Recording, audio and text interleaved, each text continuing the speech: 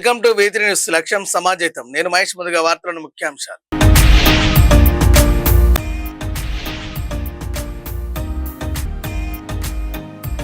రంగారెడ్డి జిల్లాలో దారుణం. ఆయుధంతో పొడిచి 6 హత్య.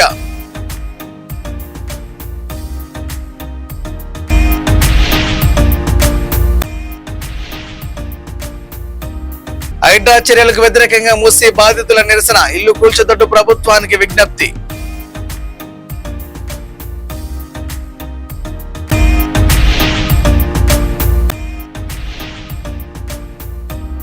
మదిరలో సీఎం సభలో జర్నలిస్టుల నిరసన. జర్నలిస్టుల డిమాండ్, మహిళల వ్యాఖ్యలు చర్చనీయాంశం.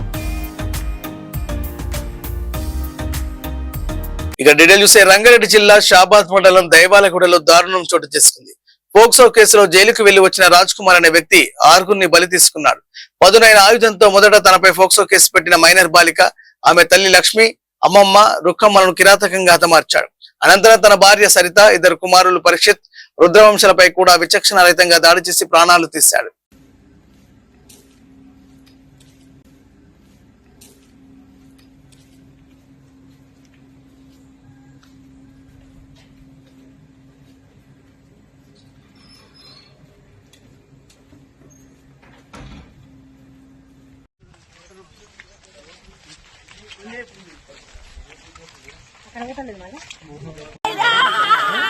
నా పిల్లలు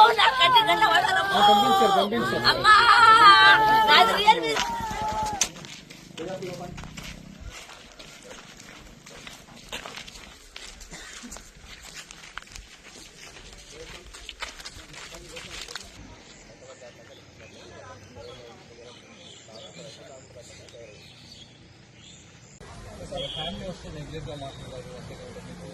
దాని గురించి వెరిఫై దాని గురించి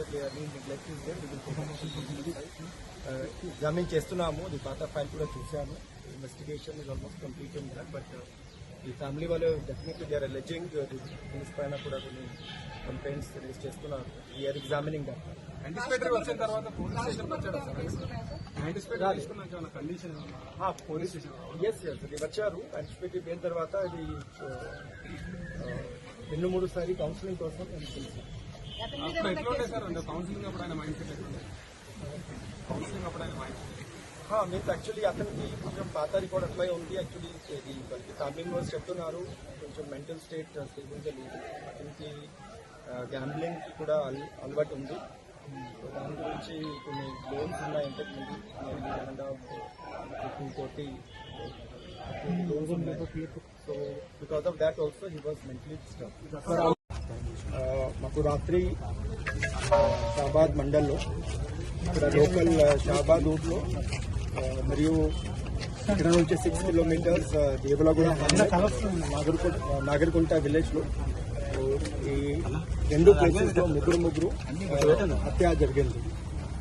ఈ ముద్దాయి పేరు Parvathi Raj Kumar, 35 year old, farmer by application. ఇంతకు ముందు అతని పైన 16th May రోజు ఒక పోక్సో కేసు బుక్ అయింది. అప్పుడు ఒక అమ్మాయికి, మైనర్ గర్ల్ కి చాలా హాస్ చేశారు, స్టాకింగ్ చేశారు. దాని గురించి సెక్షన్ 11 అండ్ సెక్షన్ 12 కింద ప్లస్ సెక్షన్ 78 సెక్షన్ 78 BNS లో కేసు బుక్ అయింది. ఆ కేసులో అతనికి బెయిల్ దొరికింది.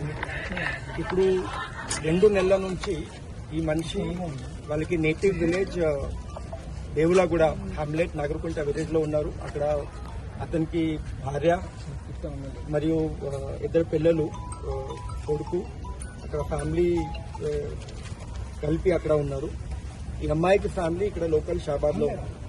ఈ అమ్మాయికి కూడా ఫాదర్ లేదు, ఓన్లీ మదర్ ప్లస్ అమ్మమ్మ ఉన్నారు. సో రాత్రి 11-12 మధ్యలో ఫస్ట్ ఇక్కడ షాబాద్ లోకల్లో వచ్చి ఇది 3 మనిషికి హత్య చేశారు. ఒక నైఫ్ యూజ్ చేసి ఫస్ట్ ఈ అమ్మాయికి మదర్కి చంపాడు. తర్వాత అది అమ్మమ్మ కూడా, అది అప్పుడు స్లీప్లో ఉన్నారు, ఈ అమ్మాయికి కూడా చంపాడు. తర్వాత ఈ మైనర్ గర్ల్కి తీసుకుని అక్కడ నేటివ్ ప్లేస్ దేవలగూడకి అక్కడ తీసుకుపోయి అక్కడ ఒక వాటర్ బాడీ ఉంది, చెరువు ఉంది, అక్కడ ఈ అమ్మాయికి కూడా అక్కడ హత్య చేశారు. తర్వాత ఈ చెరువు నుంచి అతనికి ఇల్లు హార్డ్లీ 200 to 250 మీటర్స్ ఉంది. అక్కడ పోయి ఓన్ ఫ్యామిలీ వాళ్ళు ఉన్నారు, అన్ని ఇది నిద్రలో ఉన్నారు. భార్య ప్లస్ ఇది ఇద్దరు పిల్లలు 1.5 year and 4 year ఇద్దరు కొడుకు, వాళ్ళకి కూడా హత్య చేశారు. తర్వాత అరౌండ్ 11:57 రాత్రికి వాళ్ళకి తండ్రికి ఫోన్ చేశారు, ఇట్లా నేను చేశాను, ఈ 6 మనిషికి హత్య చేశాను చెప్పారు. చేసి ఫోన్ స్విచ్ ఆఫ్ చేశారు. ఇది చెప్పారు, నేను కూడా వెళ్తున్నా, నేను కూడా సూసైడ్ చేస్తాను, but that is not confirm. తర్వాత మాకు ఇది ఈ ముద్దాయికి పేరెంట్స్ వచ్చి షాబాద్ పోలీస్ స్టేషన్లో ఈ డాక్టర్ ఇన్ఫర్మేషన్ మాకు ఇచ్చారు. అప్పటి నుంచి మేము ప్రయత్నం చేస్తున్నాము. ఈ 6 మంచి బాడీ ఆల్రెడీ మేము ఈఎంఈ కోసం హాస్పిటల్కి షిఫ్ట్ చేశాము. కంప్లైంట్ బుక్ అయింది. అండ్ ఇది అక్యూజ్డ్ పర్సన్, ఇది ముద్దాయి, ఇది ఇప్పుడు అబ్స్కాండింగ్లో ఉన్నారు. మా తరఫు నుంచి ఇది ఖచ్చితంగా ప్రయత్నం చేస్తున్నాము. We will soon get him and we will locate him and we will settle for that. Sir పోలీసులు సరిగా వివరించలేదు, పోక్సో కేసు అయిన తర్వాత అరెస్ట్ అదే నిర్లక్ష్యంగా ఉన్నారు, ప్రధానంగా ఆరోపిస్తున్న ధర్నా కూడా చేస్తున్నారు. అవును. సో అసలు ఇమీడియట్లీ ఫేస్బుక్ అయిపోయిన తర్వాత అబ్స్కాండ్ అయినారు. విలేజ్లో లేదు, ఆల్మోస్ట్ 15 days ఇది 2 వారం ఇది విలేజ్లో లేదు. మూసీ అభివృద్ధి హైడ్రా చర్యలకు వ్యతిరేకంగా హైదరాబాద్ నక్లెస్ రోడ్డులోని ఎంఎస్ మక్తా, బిఎస్ మక్తా ప్రాంతాల ప్రజలు నిరసన చేపట్టారు. తమ ఇళ్లను కూల్చివేస్తామంటూ అధికారులు నోటీసులు ఇవ్వడంతో ఆందోళన వ్యక్తం చేశారు. ప్రభుత్వంపై తీవ్ర అసంతృప్తి వ్యక్తం చేసిన బాధితులు కాంగ్రెస్ అధికారంలోకి వస్తే తమకు మేలు జరుగుతుందని ఓటు వేశామని, ఇప్పుడు ఉన్న ఇల్లు కూడా కూల్చివేయాలని చూస్తున్నారని వాపోయారు. ప్రత్యామ్నాయ నివాసం కల్పించకుండా ఇళ్లను తొలగిస్తే తాము ఎక్కడికి వెళ్లాలని ప్రశ్నిస్తూ హైడ్రా చర్యలను వెంటనే నిలిపివేయాలని ప్రభుత్వాన్ని డిమాండ్ చేశారు. ఇల్లులు మీరు ఎప్పుడో కట్టుకొని ఉంటారు, హైడ్రా అసలు మీ దగ్గరికి రాను కూడా రాదు. ఎవరన్నా మీ మీదకి వచ్చి ఇట్లా హైడ్రా పేరు చెప్తే మాకు చెప్పండి, వాళ్ళ మీద పోలీస్ కేసులు పెట్టి లోపల దూస్తాం. అంటే ఎవడన్నా తప్పుడు ప్రచారం చేసి హైడ్రా వచ్చి కూలగొడుతుంది పేదవాళ్ళు ఇల్లులు అని ఉంటే ఎవడన్నా వచ్చి చెప్పినా కానీ ముందు వాళ్ళ సంగతి మేము చూస్తాం. సో హైడ్రా ఎవరిది మీకు టచ్ చేయదు. అండ్ ఇది రోడ్ వైండింగ్లో 3-4 ఇల్లులు ఏదో ఉన్నాయంట కదా, 3-4 ఇల్లులు ఏదో ఉన్నాయంట. ఈ రోడ్ వైండింగ్లో 3-4 ఇల్లులు ఏదో వెళ్తాయంటే వాళ్ళ టీడీఆర్లో అది ఉంటుంది, అది వేరు, అది 100 feet రోడ్ అనేది. బట్ ఎఫ్టీఎల్లో మొత్తం మీద ఏది మక్తా భూముల్లో ఇదంతా ఏది చెరువులో కట్టినారు ఏనని ఎవడన్నా అంటే కనుక దాన్ని నమ్మొద్దు. మీరు కట్టినా కానీ మీకు ఏం బిందాస్ ఉండడు, ఎవరు టచ్ చేయడు.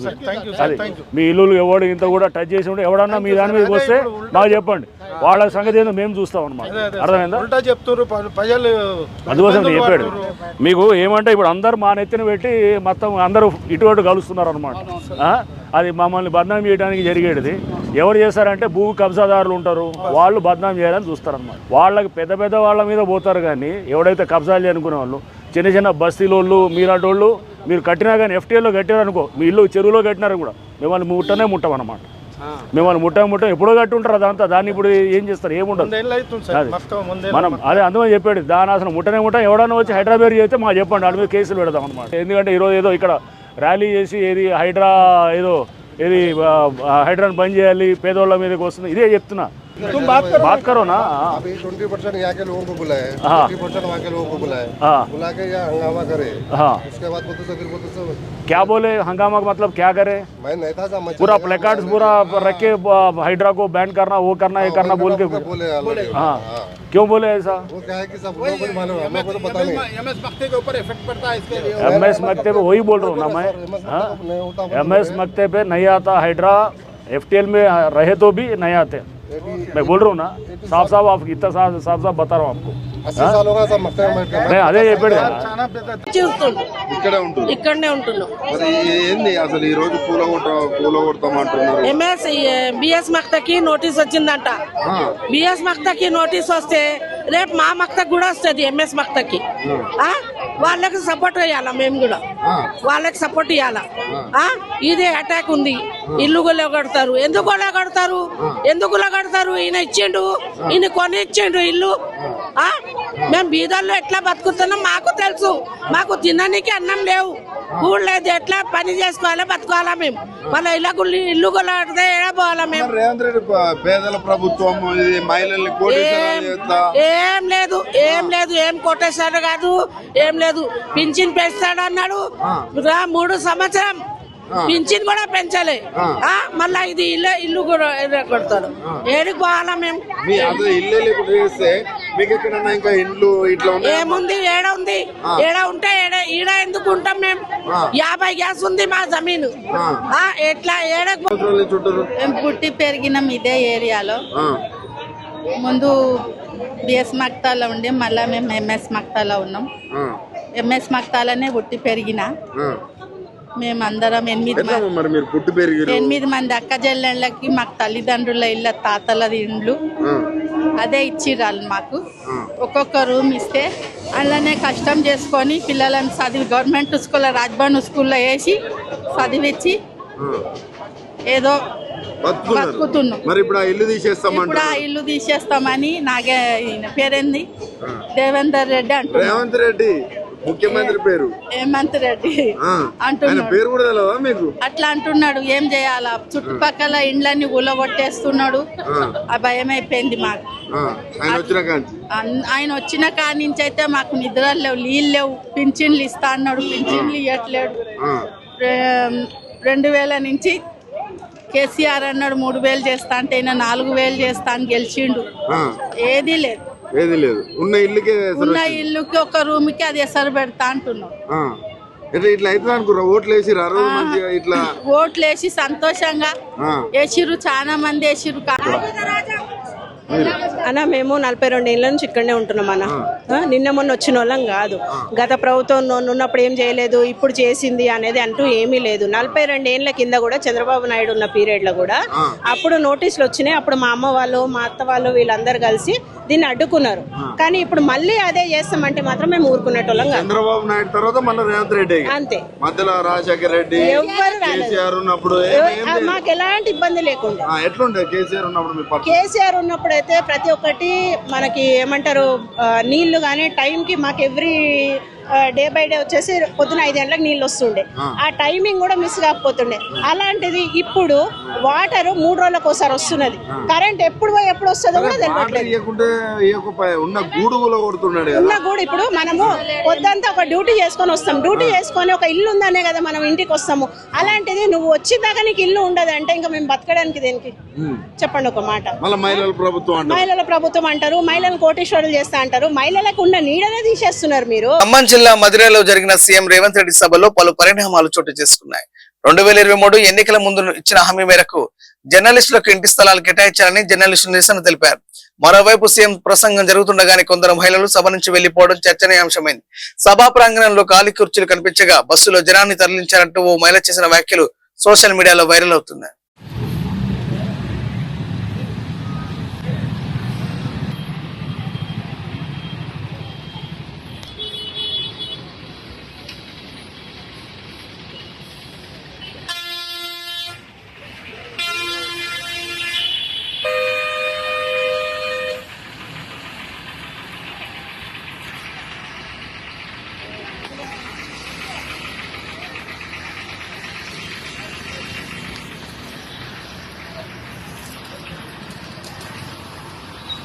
ఖమ్మం జిల్లాలో ఈ విషపు మొక్కను మళ్ళీ మొలకెత్తనీయమని ఈనాడు ఒట్టేయడానికి విచ్చేసిన మా ఖమ్మం రైతాంగానికి మనస్ఫూర్తిగా నేను కృతజ్ఞతలు తెలియజేస్తున్నా.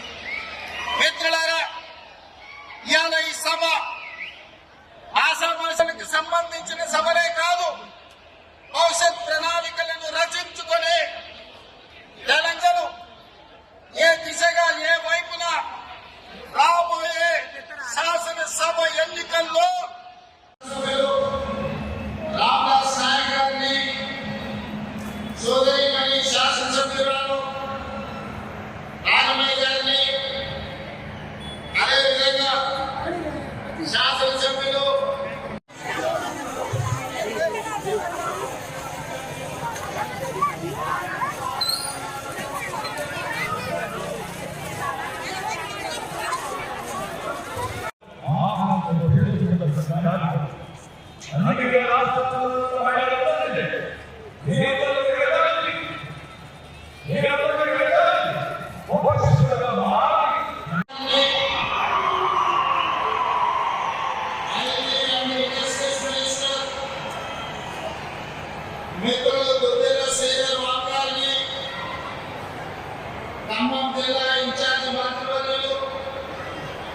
వాటికి సీఎం గారిని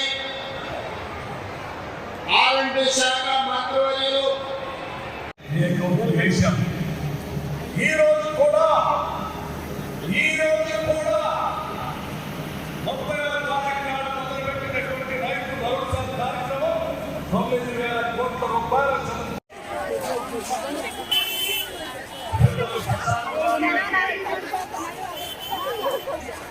వ్యవసాయ శాఖ మంత్రులు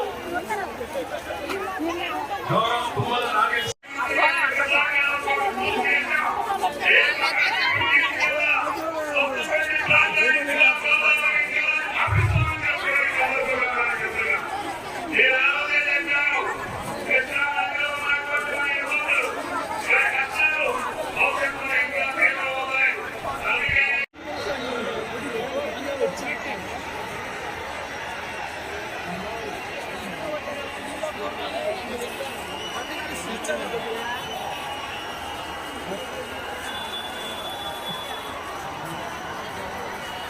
నీటిపారుదల శాఖ మంత్రులు శ్రీ ఉత్తమ్ కుమార్ రెడ్డి గారికి జిల్లా ఇన్ఛార్జ్ మంత్రివర్యులు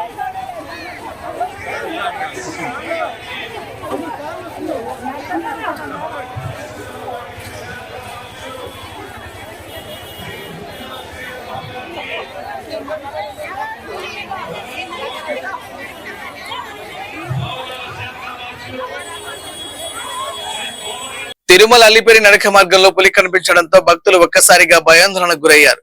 అటవీ ప్రాంతం కావడంతో పులి సంచారం కలకలం రేపింది. దీంతో నడక మార్గంలో ప్రయాణించే భక్తుల భద్రతపై ఆందోళన వ్యక్తమవుతుంది. నడక మార్గంలో మరింత భద్రత కల్పించి సీసీ కెమెరాల నిఘా, అటవీ సిబ్బంది భద్రతా బలగాలను పెంచాలని భక్తులు కోరుతున్నారు.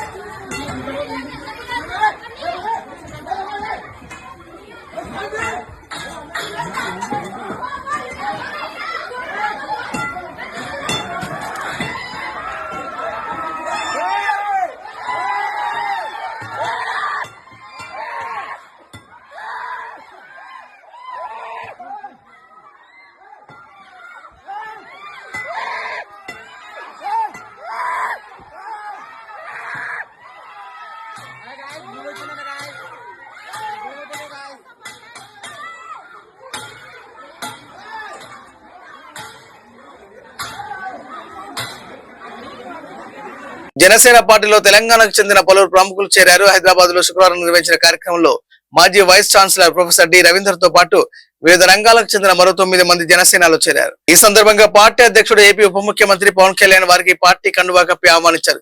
తెలంగాణలో పార్టీ బలోపేతం లక్ష్యంగా ఈ చేరికలు జరిగాయని జనసేన నాయకులు తెలిపారు.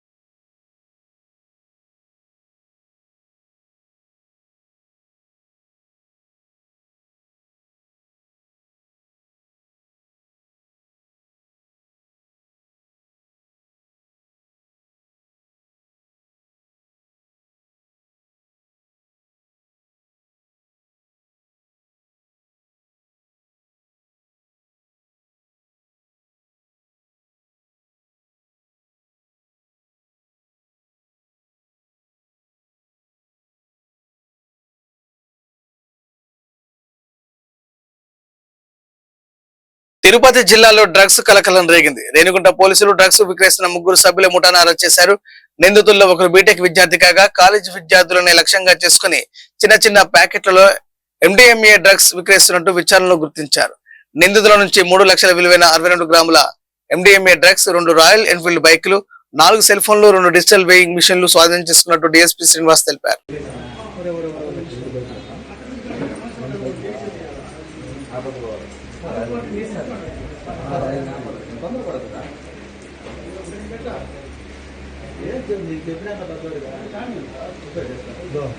ఏపీ రాష్ట్ర వ్యాప్తంగా అంగన్వాడీ కార్యకర్తలు భారీ ఆందోళనకు దిగారు. విశాఖపట్నంలో జగదాంబ జంక్షన్ నుంచి కలెక్టరేట్ వరకు నల్ల చీరలతో భారీ ర్యాలీ నిర్వహించారు. కనీస వేతనం, పెన్షన్, వైద్య సదుపాయాలు కల్పించాలని ప్రభుత్వాన్ని డిమాండ్ చేశారు. కలెక్టరేట్ వద్ద భారీగా పోలీసులు మోహరించగా రాష్ట్ర వ్యాప్తంగా సుమారు 1.05 లక్షల మంది అంగన్వాడీ కార్యకర్తలు ధర్నాలో పాల్గొన్నట్టు నిర్వాహకులు తెలిపారు.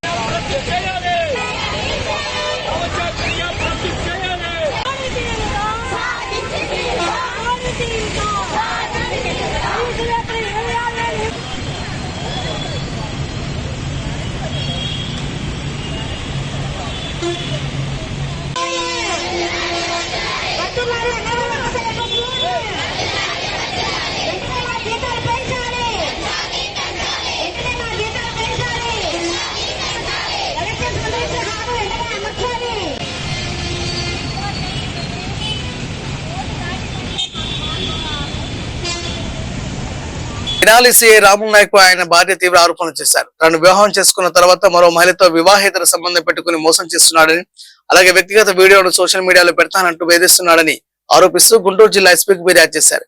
ఒంగోలు 1 టౌన్ పోలీస్ స్టేషన్ లో ఎస్ఐగా పనిచేసే సమయంలో తనను పరిచయం చేసుకుని అనంతరం శ్రీశైలంలో వివాహం చేసుకున్నాడని ఆమె తెలిపారు. ఈ ఆరోపణలపై పోలీసులు విచారణ చేపట్టనున్నారు.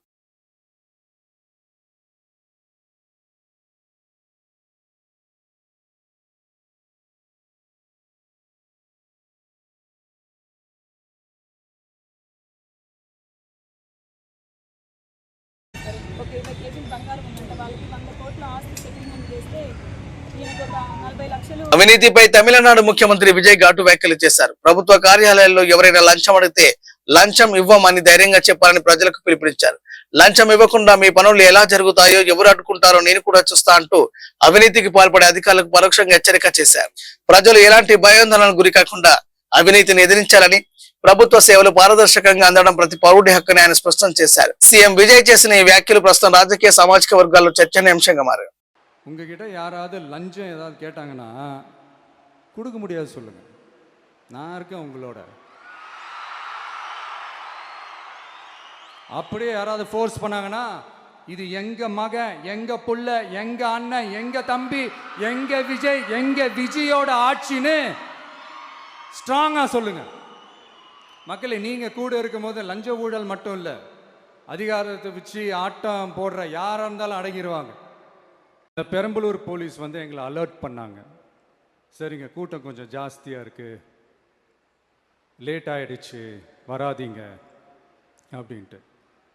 So we had no choice. Police சொன்னால் நம்ம அதை ஒபே பண்ணி தானே ஆகணும். அதே நேரத்தில் பெரம்பலூர் மக்களோட அந்த சேஃப்டியும் மைண்டில் எடுத்துக்கிட்டு ஒரு மன வலியோடவே திரும்ப போயிட்டோம். அதுக்கப்புறம் பெரம்பலூர் தொகுதி மக்களுக்கு மன்னிப்பும் கேட்டோம். அதே மாதிரி நாமக்கல் அந்த மீட்டிங் முடிச்சுட்டு கரூர் வரும்போது அந்த கரூர் போலீஸ் எங்களை அலர்ட் பண்ணியிருக்கலாம்ல.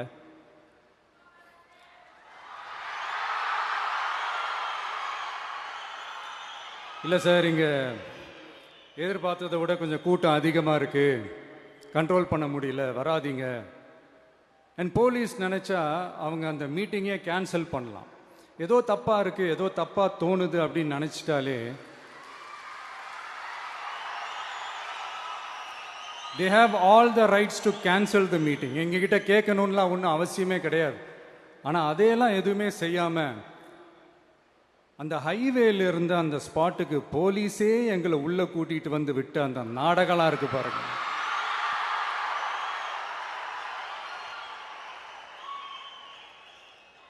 நம்பிட்டேங்க, முழுசாக நம்பிட்டேன்.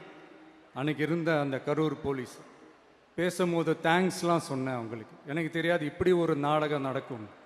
బులెటిన్ ముగించే ముందు ఎల్ఎస్ మరోసారి.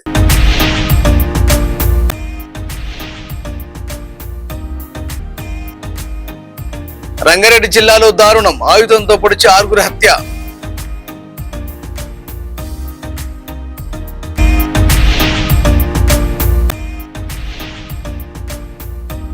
హైడ్రా చర్యలకు వ్యతిరేకంగా మూసీ బాధితుల నిరసన, ఇల్లు కూల్చొద్దంటూ ప్రభుత్వానికి విజ్ఞప్తి.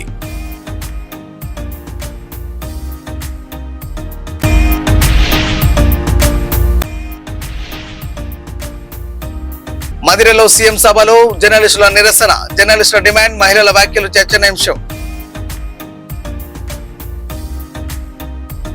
ఇవి బులెటిన్ అప్డేట్స్ చూస్తూనే ఉండండి V3 న్యూస్. లక్ష్యం సమాజంతో. నమస్కారం.